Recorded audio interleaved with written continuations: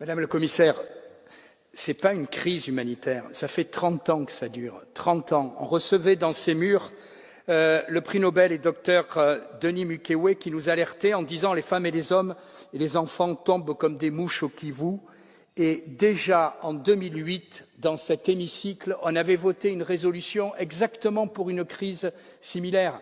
Sauf que ce n'est pas une crise, ça fait 30 ans que ça dure. Et ça fait 30 ans qu'on ne fait rien, ça fait 30 ans qu'on dit on va envoyer des camions pour sauver les gens et tout. Ce qu'il faut aujourd'hui, c'est qu'on s'attaque aux racines du mal.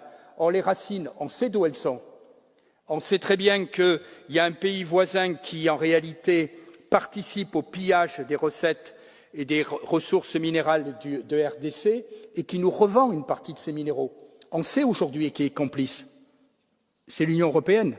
L'Union européenne, vous le savez, a signé un traité, ou plutôt un accord, le 19 février de l'année dernière pour racheter ces minéraux volés. Et ça fait depuis septembre que je demande à ce qu'on ait une commission spéciale sur ce sujet. Rien. J'ai appris qu'on allait la faire la semaine prochaine à huis clos sans traduction. Alors vous savez ce qu'il faut faire. Ce qu'on doit faire, c'est annuler d'urgence d'abord l'accord sur les minéraux qui nous lie au Rwanda.